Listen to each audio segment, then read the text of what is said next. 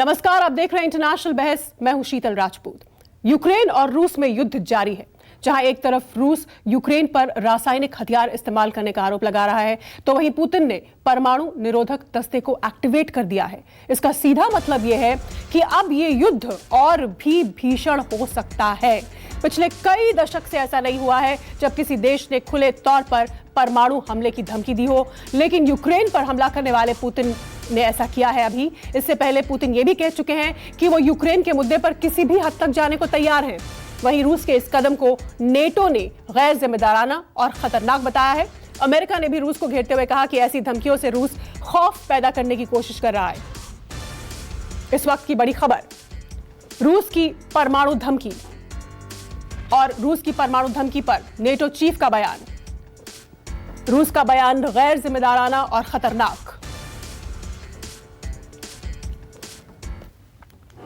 और बहस के लिए हमारे साथ हमारा खास पैनल जुड़ चुका है। मेरे साथ अब अचल मल्होत्रा हैं, पूर्व राजनयिक, जनरल के सिन्हा, डिफेंस एक्सपर्ट, रोबिंदर सचदेवा, विदेश मामलों फॉरेन पॉलिसी एक्सपर्ट, साथ ही अनवर अशरफ, पत्रकार, जर्मनी से हमारे साथ जुड़ गए हैं। इसके अलावा हमारे साथ एक्सपर्ट अमेरिका, न्यूयॉर्क से धीरज कौल हैं। मैं सबसे पहले मैं जनरल सिन्हा के पास चलूंगी, क्योंकि जनरल सिन्हा, ये बहुत ही डरावने वाली, खतरनाक और खौफनाक खबर है कि रूस ने कहा है अपने परमाणु जो उनकी टीम है उसको सतर्क कर दिया है और अलर्ट पर डाल दिया है, और पूरी दुनिया पर एक तरह से न्यूक्लियर वॉर का खतरा मंडराने लगा है। या ये महज एक टैक्टिक है ताकि जितनी भी पार्टीज इसमें इन्वॉल्व हैं उनको बैकफुट पे लाया जाए और बातचीत की मेज पर लाया जाए रूस की शर्तों पर? जी हाँ, शीतल, यदि आप इसको थोड़ा डिटेल में जाएंगी, और रूस ने जो अपने स्ट्रेटेजिक फोर्स कमांड है उसको डेटरेंस, उन्होंने एग्जैक्टली उनकी एक फिलॉसफी है डेटरेंस का मतलब है दूसरों को ये डेटर करना कि वो ये कार्रवाई ना करे। उसके तहत ये किया है और उन्होंने वर्ड यूज किया है, पुतिन साहब का ये वर्ड है। तो एज ए डेटरेंस की तरफ, इसके पहले जो उन्होंने कहा था कि हम किसी भी हद तक जाएंगे, और जब उन्होंने अपने स्ट्रेटेजिक फोर्स कमांड का ड्रिल किया था, बाल्टिक्स में फायर भी किया था, तो वो कहे थे कि फर्स्ट यूज में मैं डरूंगा नहीं। फर्स्ट यूज का मतलब है कि देखिए, पॉलिसी होती है एक रिटेलिएटरी और एक होता है फर्स्ट यूज। तो फर्स्ट यूज में ये बहुत ही खतरनाक होता है और बहुत खतरनाक बयान है, मगर वो इसको डेटरेंस की तरफ अभी आज जो उन्होंने कहा है उसकी तरह यूज करना चाहते हैं। उनको खतरा लगता है, ये यूक्रेन के लिए नहीं है, वो नाटो देशों के लिए बात कर रहे हैं कि जिस तरह से नाटो फिर से इकट्ठित होकर के वो चाहता है कि शायद बाई प्रॉक्सी रशिया को ये करे कि नाटो का विस्तार तो होगा, आप हमारे शर्तों को माने और ना रोकें। और उनका जो एम है, मिलिट्री एम है, जो कि एक्सटेंशन ऑफ पॉलिटिकल एम है, कि नाटो का विस्तार आप ना करें। उन्होंने पहले कहा है ये इलाका यूक्रेन का अभी है, और यूक्रेन को एक तरह का बैटलफील्ड बना दिया है। डायरेक्टली वहां से इंटरवीन किए हैं, लोग वहां सफर कर रहे हैं, नाटो अमेरिका सारा उनको चढ़ा रहा है कि आप करें, आप युद्ध करें, हम पीछे खड़े हैं, हथियारों से भेज देंगे, हम ये कर लेंगे। तो देखिए, कहीं ना कहीं ये एक ऐसा जंग है, और पुतिन साहब कहते हैं कि मेरा सिक्योरिटी कंसर्न है। तो ये चीजें हैं, इन्वेट कर दिया है, रुकेंगे नहीं रुकेंगे, क्या करेंगे, ये आने वाले समय ही बताएगा। बिल्कुल, वाकई बेहद खतरनाक और गंभीर ये स्थिति होती हुई। और अचल मल्होत्रा, पूर्व राजनयिक, हमारे साथ जुड़े हैं। मल्होत्रा साहब, आप इसको किस तरह से देख रहे हैं? रूस का ये कहना, अपनी न्यूक्लियर टीम को अलर्ट पर डालना, और दूसरी तरफ अमेरिका और नेटो ने कहा है कि रूस इस तरह से ना धमकाए, ये खतरनाक बात कही है रूस ने।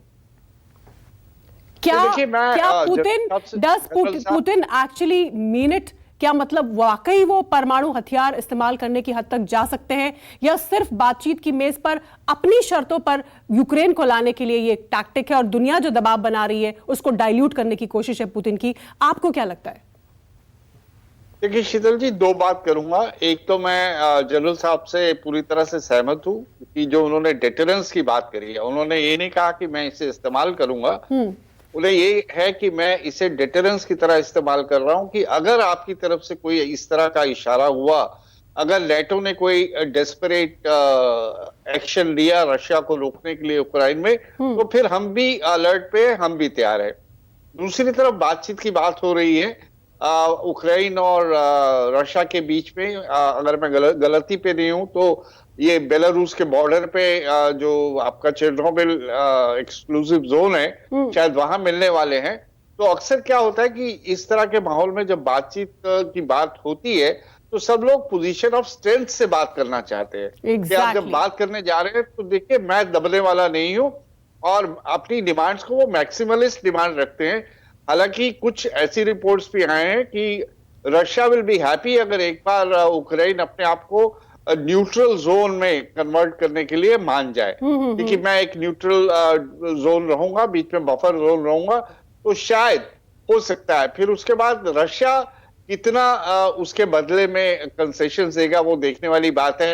रशिया क्या फिर इस बात पे कहेगा कि आप मिन्स्क एग्रीमेंट नंबर 2 के मुताबिक बातचीत करिए कि आप लुहांस्क और डोनेट्स्क को ऑटोनॉमी देंगे या नहीं देंगे, तो ये आने वाले समय में देखने वाली बात है। और इस बीच में ऐसा नहीं है कि उन्होंने युद्ध रोका है, तो अगर वो और आगे बढ़ के कीव को भी कंट्रोल में कर लेते हैं तो फिर उनकी जो पोजीशन ऑफ स्ट्रेंथ है मुझे लगता है और भी ज्यादा मजबूत हो जाएगी। बिल्कुल। इस वक्त एक ब्रेकिंग न्यूज आ रही है मल्होत्रा साहब, और हमारे तमाम दर्शकों को बता दें कि यूक्रेन में भारतीयों की सुरक्षा को लेकर भारत के विदेश सचिव और भारत में रूस के राजदूत के बीच में बात हुई है। रूसी रशियन एम्बेसडर और हमारे फॉरेन सेक्रेटरी विदेश सचिव हर्ष श्रृंगला की बातचीत हुई है, और भारतीय जो अभी भी यूक्रेन में हैं 2000 के आसपास फंसे हुए छात्र, उनमें अधिकतर, उनकी सुरक्षा को लेकर बात हुई है। ये अब इस वक्त की बड़ी खबर है, ब्रेकिंग न्यूज है। ठीक है, मैं रोबिंदर सचदेवा के पास चलती हूँ, फिर मैं जर्मनी से हमारे साथ खास मेहमान अनवर अशरफ जुड़े हुए हैं, पत्रकार, और न्यूयॉर्क से हमारे साथ धीरज है। लेकिन रोबिंदर सचदेवा, ये जो डेवलपमेंट्स हैं, एक तरफ परमाणु दस्ते को एक्टिवेट करना रूस का, दूसरा दुनिया को ये कहना रूस से कि हमें परमाणु आंखें ना दिखाए, और तीसरा ये खबर आना रूस से कि भाई बातचीत के लिए यूक्रेन मान गया है, और वो भी बेलारूस में। तो ऐसे में एक तरफ बातचीत की कोशिश, कूटनीति, और दूसरी तरफ ये धमकी। शीतल जी, थैंक यू। मेरे विचार से ये ट्रेन अब निकल चुकी है, और आपकी और मेरी जिंदगी में अगले जितने भी हमारे सालों 20, 30, 40, 50 एक वर्ल्ड वॉर होगी या 2 होंगी। ये आप बहुत डराने वाली बात कह रहे हैं। नहीं, मैं प्रैक्टिकल कह रहा हूं, हो सकता है मैं बहुत गलत हूं, बट असलियत ये है। One big picture. सेकंड क्या हुआ है, यूक्रेन तो मेरे विचार से बहुत छोटा मैटर हो गया है। कुछ ना कुछ कर आके रूस पे इतना है कि वो यूक्रेन को दबा देगा, यूक्रेन जो भी करता रहेगा, ये वो हीरोइज्म करेंगे जेलेंस्की, पर यूक्रेन को दबना पड़ेगा अपेरेंटली। सेकंड, थर्डली, ये जो वेस्टर्न नेटो कंट्रीज कह रही हैं, जर्मनी कल कह रही कि हम $500 मिलियन के स्टिंगर मिसाइल्स भेज देंगे यूक्रेन। exactly.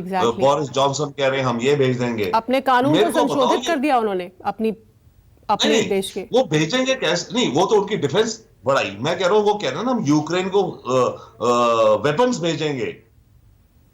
ओके, वेपन्स भेजेंगे कहां से? एयर स्पेस तो यूक्रेन की कंट्रोल है अंडर रशिया। तो एयरपोर्ट पे तो आप अगर इंग्लैंड से आप प्लेन उड़ाएंगे तो लंदन यूक्रेन में लैंड नहीं कर सकते अपने जो भी, या शिप से आप भेज नहीं पाएंगे, ओडेसा पे कंट्रोल है। तो आप कहां से भेजेंगे? एक ही ऑल्टरनेटिव बचता है, वो बचता है रोमानिया या पोलैंड के थ्रू, लैंड के थ्रू। अगर आपने रोमानिया के थ्रू ट्रक्स भेज दिए वेपन्स के into Ukraine to help the Ukrainians, तो रोमानिया तो नेटो कंट्री है, नेटो कंट्री यूक्रेन के वेपन्स दे रहा है, तो इमीडिएटली नेटो और रशिया का कॉन्फ्लिक्ट वो अलग है। तो मेरे विचार से ये जो सब कह रही है कंट्रीज, मैं बार बार पूछ रहा हूं हर पैनल में कहीं भी मैं हूं, ये कह तो रहे मैं 400 मैं 1000 स्टिंगर मिसाइल्स भेज रहा हूं, मैं ये कर रहा हूं, पहुंचेंगे कैसे यूक्रेन में? It is impossible. स्मगलिंग करके आ जाए बट आप नहीं भेज पाएंगे। तो यूक्रेन में बाकी और क्या होगा देखा जाएगा। गेम इस समय आ गई है। And if you look at the way sanctions place करी जा रही है रशिया पे, पूरा घेराबंदी हो गई है, चारों तरफ से घेराबंदी हो गई। नहीं तो यस एग्जैक्टली। तो घेराबंदी तो अभी अब हो गई है, उसके अलावा सैंक्शंस, घेराबंदी के एंगल में हाँ, एग्जैक्ट मतलब आर्थिक घेराबंदी और फिर सैन्य घेराबंदी भी। और इस बीच रूसी न्यूज एजेंसी स्पुतनिक का दावा है कि यूक्रेन ने रासायनिक हथियार का इस्तेमाल किया है। ये भी एक खबर आ रही है। अब देखिए, न्यूक्लियर वॉरफेयर की बात हो रही है, केमिकल वेपन्स की बात हो रही है। मैं जर्मनी में चलती हूँ, आपके पास लौटूंगी मैं सचदेवा जी। जर्मनी से हमारे साथ अनवर अशरफ वरिष्ठ पत्रकार जुड़े हुए हैं। अनवर, दिन में भी आपसे बात हो रही थी जब जर्मनी की संसद में चर्चा हो रही थी और कानून में संशोधन किया गया। घातक हथियार दूसरे देशों को नहीं देता है जर्मनी एज अ रूल, लेकिन उन्होंने कानून संशोधित किया है और अब वो ये घातक हथियार यूक्रेन को देने जा रहे हैं। लेकिन सवाल वही जो सचदेवा जी उठा रहे थे कि आखिर ये किस रास्ते से यूक्रेन तक हथियार जाएंगे। और अब तक जर्मनी रूस के खिलाफ खुलकर नहीं बोल रहा था, लेकिन पश्चिमी देशों के दबाव में अब जर्मनी को भी ये कदम उठाना पड़ा। मुझे लगता है कि सचदेवा साहब थोड़ा ज्यादा इसको बड़ी तस्वीर बना रहे हैं। मेरी अपनी समझ बताती है कि ये जो अनाउंसमेंट्स होते हैं, वो अनाउंसमेंट्स अपने आप में बड़े होते हैं कि हम सपोर्ट कर रहे हैं यूक्रेन को। भाई, अगर हथियारों की जरूरत होगी तो वो उनको कीव में थोड़ी जरूरत होगी, वो तो बॉर्डर पे जरूरत होगी और बॉर्डर तक वो पहुंच ही सकते हैं, वहां पर वो उसको इंस्टॉल कर सकते हैं। ये हम दोनों ही बात कर रहे हैं वो हाइपोथेटिकल बात कर रहे हैं। मेरे ख्याल से ज्यादा इंपॉर्टेंट है कि किसी बड़े देश का, जर्मनी जैसे देश का, ये अनाउंस करना कि हम यूक्रेन को अब हथियार दे रहे हैं अपने पॉलिसी में एक बड़ा शिफ्ट करते हुए। मुझे लगता है कि वो एक माइलस्टोन है। आपकी दूसरी बात से पहले मैं एक चीज यहां पर आप सभी का ध्यान आकर्षित करना चाहूंगा कि ये एक बड़ा ह्यूमैनिटेरियन क्राइसिस की तरफ भी ये पूरा मामला जा रहा है। अब आप देखिए कि हजारों, शायद लाखों की तादाद में लोग बॉर्डर पार करके और पोलैंड में और रोमानिया भी जाने की कोशिश कर रहे हैं। हमको नहीं भूलना चाहिए कि यूक्रेन से शेंगन कंट्रीज में आने वाले लोगों को वीजा की जरूरत नहीं होती है। यानी कि यूक्रेन का कोई भी आदमी पोलैंड में बिना वीजा के, बिना असाइलम एप्लीकेशन दिए हुए वो आ सकता है। और ये जो यूरोपीय संघ ने पिछले 5-7 सालों में एक बड़ा माइग्रेशन क्राइसिस देखा है, मुझे लगता है कि ये एक और क्राइसिस जो है एक नया आयाम लेने वाला है। एक नया क्राइसिस, एक ब्रेक का वक्त है, लेकिन उससे पहले फटाफट धीरज से मैं एक रिएक्शन ले लेती हूँ अमेरिका से और फिर मैं आप सबके पास फिर लौटूंगी। धीरज, ये जो रूस की ओर से अपने परमाणु दस्ते को एक्टिवेट करने की बात रूस ने कही है और एक तरह से परमाणु हमले की धमकी भी दे दी है, उस पर अमेरिका का रिएक्शन ये है कि धमकी ना दे, और क्या क्या चर्चा इस बयान को रूस के लेकर हो रही है अमेरिका में? जी नमस्कार, thank you for having me on the show. जैसे कि 2 दिन पहले हमारी बात हुई थी, मैंने तब भी बोला था it won't be a cake walk, street to street fight होगी। Ukrainian people are very pride, they will pick up weapons. वही हो रहा है। जैसे वॉर लिंगर हो रही है, ज्यादा लोग एंग्री होके इसमें पार्टिसिपेट कर रहे हैं। वुमेन आ रही हैं, बच्चे अंडर 18 और 60 इयर्स की अगर एज है तो आप कंट्री भी नहीं लीव कर सकते। बिल्कुल सही बात। 4 lakh refugee crisis, 4 lakh refugees already Ukraine छोड़ चुके हैं। रिफ्यूजी क्राइसिस बिल्टअप हो रहा है। सेकेंडली, जो एयर सुप्रीमेसी की बात कर रहे हैं, दैट्स अ टेम्परेरी थिंग। आप जल्दी देखेंगी स्टिंगर मिसाइल्स, हेलफायर मिसाइल्स सब बॉर्डर्स पे आएंगे और एयर सुप्रीमेसी शायद रशिया की वेस्टर्न यूक्रेन के ऊपर से चली जाएगी। उसके बाद you can see a conflict zone. और एक और बड़ी बात, इसको प्लीज हल्के में मत लीजिए, Germany has not only promised to support Ukraine, उसने अपनी पूरी वॉर की ट्रीटी चेंज कर दी है। They are prepare for a war. और पोलैंड तो पासपोर्ट के बगैर लोगों को एक्सेप्ट कर रहा है, वीजा तो बहुत ही दूर की बात है। और जो एम्यूनिशन आ रहे हैं अब, they are advanced heavy ammunition. कोई भी यूक्रेन को इस टाइम लाइटली ना ले। उनकी फौज कम है, लेकिन 44 मिलियन की आबादी का 10% भी अगर लड़ने लगा तो आप समझ सकती हैं street to street bloody fight होगी। और न्यूक्लियर वेपन्स डिटरेंट पे आ चुके हैं। इट्स अ वर्ल्ड कॉन्फ्लिक्ट और इन्फ्लेशन का स्कीम है। एक ब्रेक का वक्त है। रूस ने दी है परमाणु हमले की धमकी और साथ ही रूस ने बातचीत की भी पेशकश की है और रूस का यह दावा है कि यूक्रेन बातचीत के लिए बेलारूस में तैयार हो गए। रूस ने अपनी परमाणु फोर्स को हाई अलर्ट पर डाल दिया है और किसी भी स्थिति के लिए तैयार रहने के लिए कहा है। और इस सब के बीच, इसके मद्देनजर बुधवार को 35 देशों के प्रतिनिधि बैठक में शामिल होंगे। परमाणु निगरानी एजेंसी की बैठक होने जा रही है बुधवार को, रूस के इस बयान के, ताजा तरीन बयान के बाद। तो मैं एक बार फिर से चलती हूं जनरल सिन्हा के पास। जनरल सिन्हा, अब इमरजेंसी यूएन परमाणु निगरानी समिति की बैठक फिर अब अमेरिका ने भी ये कहा कि रूस धमकी दे रहा है, इस सब के बीच में एयर स्पेस कई और देशों ने भी बंद कर दी है। तो अब आप इसके बाद इस स्थिति को कैसे इवॉल्व होते हुए देख रहे हैं, इस क्षण के बाद से, कल से? उधर युद्ध भी जारी है। देखिए शीतल, ये किसी ने यदि सोचते हैं कि इस तरह से अनफोल्ड नहीं होगा आफ्टर 96 आवर्स के बाद, तो शायद या तो उनको ये इन चीजों का ऐसा ज्ञान नहीं है। मिनट टू मिनट चीजों को हम देख के बदलते हैं। देखिए कोई स्ट्रीट फाइट नहीं होने वाली। ये क्या पागल है रशिया? और हम लोग बहुत समझदार लोग बैठे हैं। क्या उसको क्या जरूरत है वो स्ट्रीट फाइट करने की? क्या वो ऑक्यूपेशन के लिए गया है? क्या वो बच्चों को मारने गया है? ये नैरेटिव जो पैदा करते हैं ना, देखिए बहुत अच्छा है, वेस्ट की तरफ से ये पूरा नैरेटिव पैदा किया जा रहा है और ठीक है, बहुत अच्छा काम कर रहा है ये। हाँ, बहुत अच्छा काम कर रहा है। पूरा सैंक्शन लग जाएगा, लोग मर जाएंगे, आप उसको मिटा देंगे। मगर आप सोचिए, देखिए आज सबसे बड़ी चीजें हैं, कोई वर्ल्ड वॉर नहीं होने वाला। यदि ये बैलेंस ऑफ पावर होता है, मल्टीपोलैरिटी बनती है, तो कोई आपका वर्ल्ड वॉर नहीं होगा। अदर यूनिपोलर या सिंगल पोलर और या डबल पोलर कोई वर्ल्ड है तो जरूर होगा वर्ल्ड वॉर। ये जो खेमों में बांटना और लोगों को कहना कि ये सच है, ये सही है, सबका आजादी है। जनरल सिन्हा, आप ये कह रहे हैं, जनरल सिन्हा आप बहुत बड़ी बात कह रहे हैं, आप ये कह रहे हैं कि वर्ल्ड वॉर नहीं होगा। नहीं होगा भाई, आप वर्ल्ड वॉर की बात समझते हैं। देखिए शीतल जी, वर्ल्ड वॉर क्यूबा में 62 में नहीं हुआ जब रशिया बहुत स्ट्रांग था। ये कहना, ये बैलेंसिंग ऑफ पावर होती है। और बैलेंसिंग ऑफ पावर, इंडिया और जब चाइना पाकिस्तान की बात होती है, पाकिस्तान कहता है आपको न्यूक्लियर मार देंगे, बम छोड़ देंगे। ये कौन सी बातें हैं? और फिर यहां बैठे हुए हम लोग कहें कि वर्ल्ड वॉर हो जाएगा जी।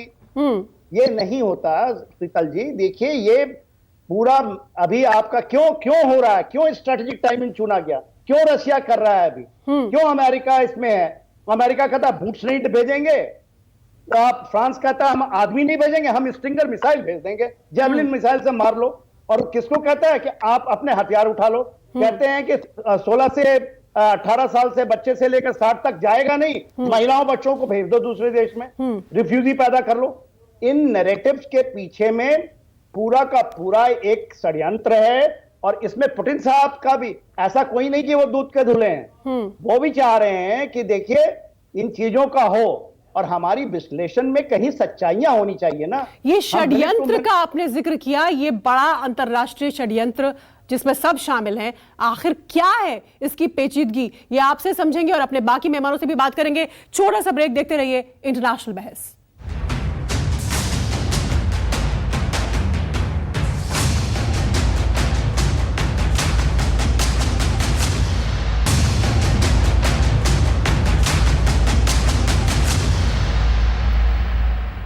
तो रूस यूक्रेन पर सबसे ताजा अपडेट यह है कि रूस और यूक्रेन के बीच बेलारूस बॉर्डर पर बैठक होगी। दोनों की प्रतिनिधिमंडल आपस में बातचीत करेंगे, रिप्रेजेंटेटिव। और लेकिन सबसे अहम बात यह कि इस बातचीत के दौरान युद्ध नहीं रुकेगा, युद्ध जारी रहेगा। और यूक्रेन के राष्ट्रपति ज़ेलेंस्की ने कहा है कि उन्हें बातचीत से ज्यादा उम्मीद नहीं है।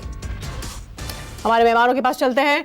अचल मल्होत्रा साहब, दोनों पक्ष बातचीत के लिए राजी हो गए हैं, लेकिन यह भी कह दिया है कि बातचीत तो होगी लेकिन युद्ध नहीं रुकेगा। और ज़ेलेंस्की ये भी कह रहे हैं कि हमें ज्यादा उम्मीद नहीं। देखिए ये पहला राउंड है, अपने आप में एक पॉजिटिव डेवलपमेंट है कि एटलीस्ट दोनों बातचीत के टेबल पे आने के लिए तैयार हुए हैं। और इन्होंने भी इस बात पे ज्यादा समय बर्बाद नहीं किया कि वेन्यू कौन सी होनी चाहिए, मीडिएटर कौन सा होना चाहिए। थोड़ी थोड़ी दोनों तरफ से कह सकते हैं आपकी कंसेशंस हुई हैं। वो मिन्स्क के लिए कह रहे थे और ये 5 दूसरी वेन्यूज इन्होंने प्रपोज करी थी ज़ेलेंस्की ने, जिसमें से 4 तो नेटो कंट्रीज है और 5वीं अजरबैजान बाकू है। लेकिन अब वो बॉर्डर पे मिल रहे हैं और इस पे भी समय बर्बाद नहीं किया। मुझे लगता है अपने आप में ये पॉजिटिव डेवलपमेंट है। लेकिन ये सोचना कि पहले ही राउंड में कोई ऐसा नतीजा निकल के आ जाएगा, तो ये मुझे लगता है कि बहुत ज्यादा ऑप्टिमिस्ट होने वाली बात है। कम से कम जिसे कहते हैं कि आइस इज ब्रोकन, शुरुआत हो रही है, पहले दौर के बाद दूसरा दौर।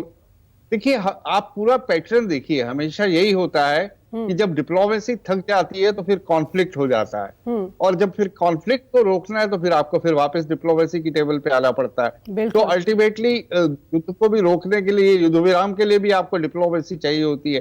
तो अच्छी बात है कि दोनों बातचीत करने के लिए तैयार हुए हैं।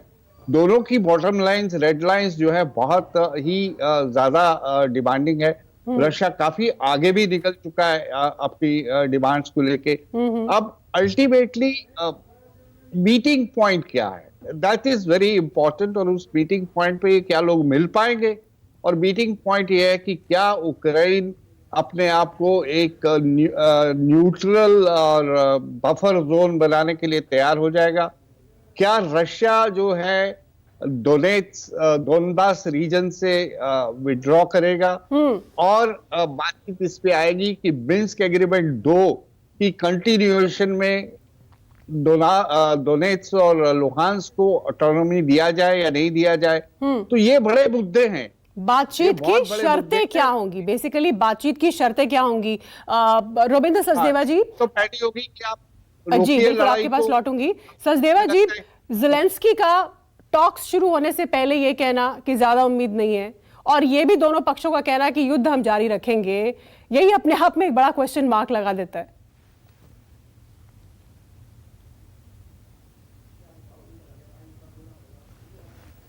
सचदेवा साहब शायद उनका ऑडियो कनेक्टेड नहीं है वो। मैं अनवर के पास चलती हूँ, जर्मनी से हमारे साथ जुड़े हुए हैं।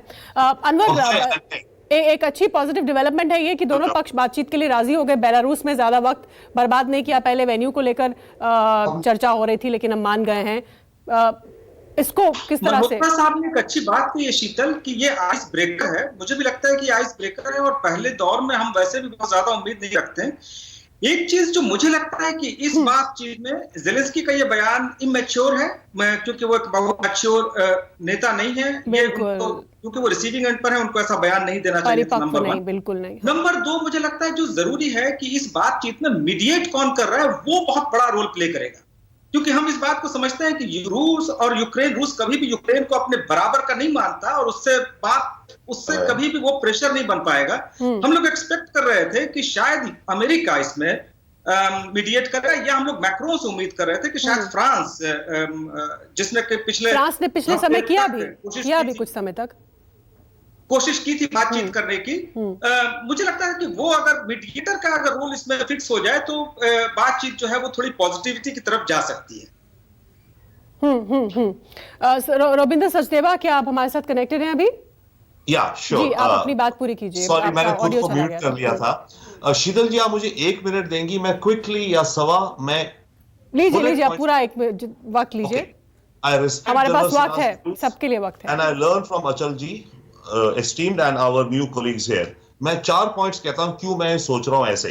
स्टेप बैक, ये हो क्या रहा है? रशिया ये कह रहा है कि नेटो मेरे को घेराबंदी कर रहा है। मेरे पुराने रिपब्लिक्स थी, उनको उन्होंने नेटो में ऐड कर लिया, वॉर्सो पैक्ट को कर लिया, अब यूक्रेन भी हो रहा है। तो रशिया ने अब कहा भैया अब मैं यूक्रेन को नहीं होने दूंगा, क्योंकि मैं तो घेराबंदी में आ गया। 1, इसका पैरेलल एग्जांपल आपके दर्शकों के लिए मैं देता हूं कि श्रीलंका चाइना से मिलिट्री पार्टनर बन जाए, ढाका बन जाए, बांग्लादेश म्यांमार बन जाए, और अब नेपाल भी बनने वाला हो, तो क्या भारत अपनी सर्वाइवल के लिए अगले 100 सालों के लिए नेपाल को चाइना का पार्टनर बनने देगा? नहीं, अगर हमारे पास मिलिट्री माइट हो। 1, मेरे ख्याल से पुतिन वहां से आ रहा है। सेकंड, जो जनरल सिन्हा बात कर रहे थे, बहुत सही कहते हैं, वेस्ट का नैरेटिव। मैं यूएस इंडिया लॉबी का एक छोटा मोटा कुछ वो हूं, एक्टिविस्ट, राइट। वेस्ट का जो नैरेटिव है वो है कि पुतिन डिक्टेटर है, उसको डिमोनाइज कर दिया। हाँ, डिक्टेटर है माना, पर ये तो देखो पुतिन कर क्या रहा है, क्यों कर रहा है। वो उसको लग रहा है कि हमारा देश घेराबंदी में आ गया। Second, third point, I would love, okay I agree कि Ukraine will be a mess, resistance होगी, ये होगा, वो होगा, वो होगा, उस पर मैं भी जा ही नहीं रहा हूं डीपर। डोनेस्क में क्या होगा, इस पीस एग्रीमेंट का क्या होगा, वो छोड़ दो। बट अज्यूमिंग, हम सब समझते हैं कि कुछ ना कुछ होगा और Ukraine will be a mess. Fourth point, I would love to know again कि जो जर्मनी वेपन्स कह रहा है और इंग्लैंड कह रहा है, ये वेपन्स यूक्रेन की धरती में आएंगे कैसे? ओके, नाउ फोर्थ, ये जो सैंक्शंस एंड ऑल लग रही है, ये एक वर्ल्ड को डिवाइड कर रही है कंप्लीटली। इस समय रशिया को आइसोलेट किया जा रहा है टोटली वेस्ट के लिबरल ऑर्डर से। And last point, believe me Sheetal ji, I am speculating, I am putting my neck out, अगले 6 से 9 महीने में यूक्रेन का चलता रहेगा, बर्बाद होता रहेगा, ट्रांजिट गवर्नमेंट आएगी, ये वो देखा जाएगा। आप देखिएगा अगले 6 से 9 महीने में Finland will be the next target. And logical, why? NATO, Russia कह रहा है नेटो मुझे घेराव मत करो। इस समय नेटो ने तो सिक्योर कवर बना लिया, हमारे पास न्यूक्लियर पावर है, हम 30 देश है, तुम कुछ करोगे? आज की तारीख में अगर रशिया कीव पे न्यूक्लियर बॉम्ब डाल दे, क्या करेगा यूक्रेन, क्या करेगा नेटो? कुछ नहीं करेगा। तो रशिया ये अब नेक्स्ट करने जा रहा है, आप मुझे घेराव कर रहे हो, मैं यूक्रेन को रोक दिया, अब मैं फिनलैंड और स्वीडन 2 देश हैं क्योंकि वो भी जो नेटो के सदस्य अभी नहीं है, हाँ, दोनों ने इंटरेस्ट वो करा है। रशिया नेक्स्ट लॉजिकल है। आप अपने को रूस के, आप ये सोचो कि आप रशियन हो। देखिए इंटरनेशनल रिलेशंस में हमें ये देखना चाहिए ना कि अगर मैं हूं तो मैं अपने लिए क्या करूंगा, निस्बत की कि नैरेटिव क्या चल रहा है, कहानी क्या चल रही है। ह्यूमैनिटेरियन क्राइसिस होगा, ये रियल वर्ल्ड है, होगा क्राइसिस, ठीक। But Finland will be the next one. Russia अपने सर्वाइवल के लिए फाइट कर रहा है एक तरह से। हाँ, पुतिन डिक्टेटर है, ये है वो है एटसेट्रा, वो अलग चीज है। तो we are heading into a war. और अगर ये वेपन्स जैसे जर्मनी कह रहा है, इंग्लैंड कह रहा है हम रोमानिया के थ्रू भेजेंगे, एयर से भेज नहीं सकते, समुद्र से भेज नहीं सकते, पोलैंड के रूस अपने सर्वाइवल के लिए लड़ रहा है। बहुत अहम बात आपने कही। जनरल सिन्हा के पास चलती हूँ। जनरल सिन्हा, इस बीच ये खबर आप जो कह रहे थे कि युद्ध नहीं होगा और वैसा ही बातचीत का रास्ता एक बार खुल गया है फिर से, मैं आपके पास आती हूँ। इस बीच एक और ब्रेकिंग न्यूज आ रही है। यूक्रेन संकट पर प्रधानमंत्री मोदी की बैठक खत्म हो गई है। करीब 2 घंटे तक चली पीएम की बैठक। यूक्रेन में भारतीय छात्रों की सुरक्षा को लेकर बात और ताजा सूरत हाल जो अंतर्राष्ट्रीय स्तर पर बन रहे हैं उस पर चर्चा हुई। 2 घंटे तक चली ये अहम बैठक अब खत्म हो गई है।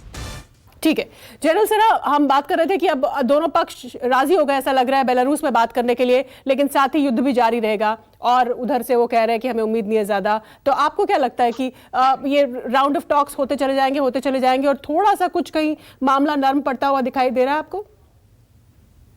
देखिए शीतल जी, ये डिपेंड करता है कि कौन सा winning side actually on ground है। इन्वेजन तो हो चुका है, क्या ये इन्वेजन के बाद वो इफेक्टिव है? देखिए रूस अभी सब लोग कहते हैं ना किव के अंदर घुस जाएगा और खार्किव में खार्किव 40 किलोमीटर दूर है, एक्चुअली उसका आउटर फ्रिंजेस 80 किलोमीटर सेंटर में है और 80% रशियन है वहां। वो नहीं घुस रहा है, नहीं घुसेगा। क्यों ट्रैप में फंसेगा? जो चाह रहे हैं क्या वहां स्ट्रीट फाइट करके बच्चों को मारेगा वो, या वहां के लेडीज को जो हाथ, देखिए ये वो नहीं करेगा। कोई प्रोफेशनल आर्मी नहीं करेगी वर्ल्ड की। आज क्या है, उसको कैसे रिट्रीब्यूट करेगा वो? उसको रिट्रीब्यूट करने का वो 6 किलोमीटर दूर बैठ गया है और वो उसको सीज करेगा। और सीज करना शुरू कर दिया है। सीजिंग और उसके अंदर घुसना 2 बड़ी बात है। सीज जब करते हैं उसको चारों तरफ से आप काटते हैं, हाँ। वो उसको प्रॉब्लम आ रही है वेस्ट की तरफ से काटना, और वेस्ट की तरफ से वो काट सकता है बेलारूस से आकर के। और उसको माल्डोवा में उसके 1000 सैनिक ऑलरेडी हैं, क्योंकि एक वहां पर भी इसी तरह का डोनेट्स्क का ऐसा इलाका है जहां पर वो चाहते हैं कि वहां से निकले। तो देखिए बात उसकी, आप देखें आज के दिन में, आप माने ना माने, ये अंडर प्रेशर लोग रहेंगे यहाँ के आज से 48 to 72 आवर्स। वो पूरा का पूरा उनके जितने भी गैस एंड ऑयल को बर्बाद कर रहा है। उसके 4 थर्मल जो न्यूक्लियर प्लांट्स हैं जहां से उनकी इलेक्ट्रिसिटी आती है, एक पे कब्जा कर लिया है, 3 की तरफ वो बढ़ रहा है। उसके पूरे ऑयल डंप, और देखिए ऑयल डंप के बारे में आपको बता दें, एंड गैस, ये पूरा आता है जर्मनी से। वो केवल 25% अपना ऑयल एंड गैस बनाता है और ये 2015 से नहीं ले रहा है यूक्रेन। वो लेता है, वहां जाता है पहले यूरोप में और वहां से वही तेल, रशिया का तेल और गैस फिर लेता है उनसे। और इस बीच में 2018 में रशिया ने बताया कि पूरा का पूरे हमारे गैस पाइपलाइन से और हमारे तेल के पाइपलाइन ये चोरी करता है, और चोरी कर रहे थे। उन्होंने पूरे अपने डंप्स भरे पड़े हैं तेल से और गैस में। और 2 साल तक के लिए यदि लड़ाई होती है तो है, मगर उसने रशिया ने उनको बर्बाद करना शुरू कर दिया है। जो कीव के साउथ वेस्ट में सबसे बड़ा तेल और गैस का भंडार है, उसके ऊपर में मिसाइल अटैक हुआ है जी। और वो जो गैस जो आप कह रही है ना केमिकल वॉरफेयर, तो गैस के धुएं उठ रहे हैं जो कीव शहर को ढकने वाले हैं, और वो कह रहा है कि खिड़कियां खोल दो, अपने रुमाल रखो पानी से भिंगा करके, तो वो हो रही है बिकॉज गैस के ऊपर में। सेम जो नीचे की तरफ में 2 और हैं जो कि डनबास इलाके में पड़ते हैं, उसमें भी उन्होंने मिसाइल अटैक कर दिया है। तो आपको क्या जरूरत है? और ये जो कहते हैं ना कि 72 घंटे 80 घंटे, देखिए टाइम रशिया के तरफ है, ये हमारी विश्लेषण है और वेस्ट की विश्लेषण है कि वो बड़ा जल्दी में है। उसको कहीं घुसने उधरने की जरूरत नहीं, उसने कर लिया चारों तरफ। हाँ, उसको जो वेस्ट की तरफ से सचदेवा साहब का बड़ा अच्छा सवाल आया, कहां से घुसेगा? तो घुसने के लिए कोई कहा साहब जर्मनी के से बैठे कुछ कह रहे थे कि वो लाएगा बॉर्डर में छोड़ देगा। हाँ। अरे बॉर्डर में ट्रुप रहेगी तब मतलब छोड़ेगा। दबाव बना रहे, बेसिकली बयान वीरों की तरह दबाव बना रहे हैं कि हम इतना दे रहे हैं, हम $350 मिलियन US दे रहे हैं, हम अपने यूरो फाइटर को भेज रहे हैं, डिप्लॉय कर रहे हैं, संसद में हमने ये प्रस्ताव कर लिया, अब हथियार हम प्रोवाइड करेंगे। तो रूस पर दबाव बनाने की ये चौतरफा कोशिश पश्चिमी दुनिया की ओर से हो रही है। लेकिन अच्छी खबर है, ये राहत की खबर है अगर दोनों पक्ष बेलारूस में बातचीत करने के लिए तैयार हो गए। धीरज, अमेरिका में इसको लेकर किस तरह की सुगबुगाहट है? अब क्या जो दबाव बनाने की स्ट्रैटेजी इख्तियार की थी अमेरिका ने और पश्चिमी दुनिया ने, कुछ उसमें कमी आएगी अब जबकि दोनों पक्ष बातचीत के लिए राजी हो गए बेलारूस में? देखिए, जहां तक हमें समझ आ रहा है दबाव में कमी नहीं आएगी, मैटर ऑफ फैक्ट दबाव बढ़ेगा। स्विफ्ट ट्रांजैक्शंस का ब्लॉकेज, मैंने आपके 2 दिन पहले इस पे हमारी बात हुई थी, एक कंट्री अब एग्री कर रही है, कुछ यूरोपियन कंट्रीज पहले डिसएग्री कर रही थी, ये फैक्ट है, आप चेक कर सकती हैं। वो कंट्रीज ने अपना डिसअप्रूवमेंट हटा दिया है। स्विफ्ट ट्रांजैक्शन जैसे ही ब्लॉक होगा बहुत सारे फाइनेंशियल इंप्लीकेशन आएंगे, point number 1। Point number 2, oil और गैस का वर्ल्ड का largest public trading platform British petroleum, उसने अपना सारा स्टेक हटाने का डिसीजन ले लिया है। This is the news as 2 hours ago. इसके बहुत बड़े इंप्लीकेशन है। तो जो फाइनेंशियल हिट हो रहा है, लेकिन ये भी एक्सपर्ट्स का मानना है धीरज की वेस्ट एक नैरेटिव सेट कर रहा है, पश्चिमी दुनिया रूस को विलेन साबित करने के लिए एक नैरेटिव सेट कर रही है कि तीसरा वर्ल्ड वॉर हो जाएगा। रूस के इंटेंशन, देखिए last time I checked, Ukraine ने रशिया पे अटैक नहीं किया है, रशिया ने यूक्रेन, ये फैक्ट है। लोग मर रहे हैं स्ट्रीट्स के ऊपर, अननेसेसरी हैवक हो रहा है। और सबसे एक छोटी सी बात बोलना चाहूंगा, रशियन लोग और यूक्रेनियन लोग बहुत कनेक्टेड हैं, दे हैव फैमिली टाइज, किसी की मदर वहां रह रही है, किसी का ब्रदर वहां रह रहा है। उन सोल्जर्स की साइकोलॉजी पे क्या इफेक्ट होता होगा आप सोचिए। ह्यूमैनिटेरियन क्राइसिस किस लेवल का है कि औरतों को अब बम्स बढ़ाने पड़ रहे हैं, ये फैक्ट है, हम इसको छुपा नहीं सकते, ये ऑन ग्राउंड दिख रहा है, इंटरनेशनल मीडिया दिखा रहा है। War is a very bloody thing, और ये बिल्कुल सही बात बोल रहे हैं। अगर ये चलता रहा, ग्लोबल फाइनेंशियल क्राइसिस चल रहा है, इन्फ्लेशन 7.5% है, अनएम्प्लॉयमेंट है, we will go into a recession जिसकी हर पॉकेट, हर इंसान की, वर्ल्ड की के पॉकेट पे इफेक्ट पड़ेगा। कोविड से अभी तक हमें जंग करनी चाहिए बेरोजगारी से, गरीबी से, अशक्तता, लेकिन जंग हो रही है देशों के बीच में। This is unbelievable in 21st century. United Nations should have stepped in long ago. युद्ध किसी भी हाल में सही नहीं है, फिर वो चाहे लिमिटेड स्ट्राइक हो या इस तरह का स्ट्राइक हो, बिल्कुल सही नहीं है। जनरल सिन्हा जवाब देना चाहते हैं, उसके बाद में अचल मल्होत्रा जी आपके पास आऊंगी, बातचीत के बारे में बात करेंगे कि क्या टर्म्स एंड कंडीशंस हो सकती हैं इस बातचीत के जो इतने तल्ख माहौल में हो रही है। जनरल सिन्हा, आप रिएक्ट करना चाह रहे थे? देखिए, मैं एक बात बताना चाह रहा हूं। देखिए, 2008 से अमेरिका चाहता है ये नाटो को ज्वाइन कर लें। 14 साल हो गए नाटो में ज्वाइन नहीं करा पाए ना। तो क्या प्रॉब्लम है नाटो में ज्वाइन करने के लिए? क्या प्रॉब्लम है? रशिया का परमिशन तो रोकना चाह रहा है ना आपको।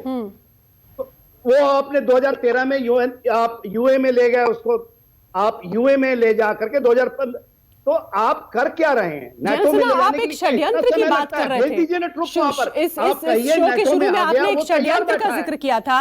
आपने कहा था कि एक षड्यंत्र है ये, जिसमें रूस भी कहीं ना कहीं किसी तरीके से जुड़ा हुआ है। जरा ये बताइए, ये समझाइए, किस षड्यंत्र का जिक्र आप कर रहे थे?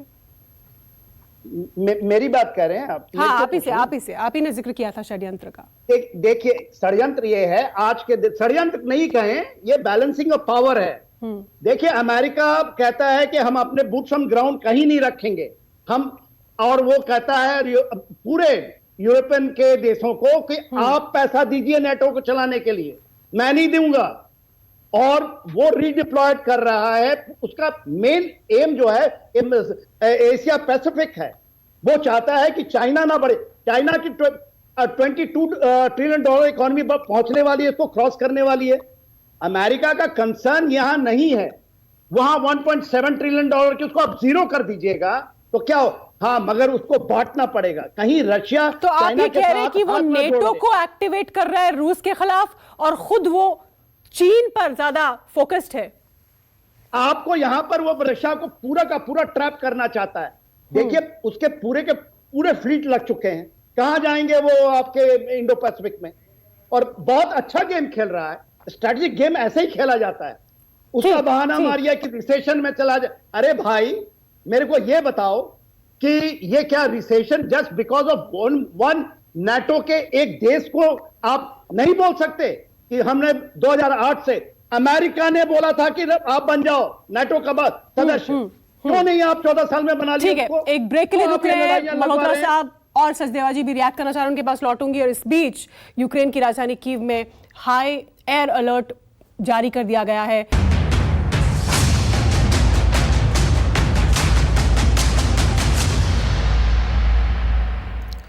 और यूक्रेन और रूस में चल रहे तनाव को लेकर भारत में भी गहन मंथन जारी है। थोड़ी देर पहले प्रधानमंत्री नरेंद्र मोदी की अध्यक्षता में बैठक हुई और ये बैठक 2 घंटे की बैठक खत्म हो गई है। यूक्रेन संकट पर पीएम मोदी की बैठक खत्म और इस बैठक में जो भारतीय वहां पर फंसे हुए हैं यूक्रेन में, उनकी सुरक्षा को लेकर बात की गई।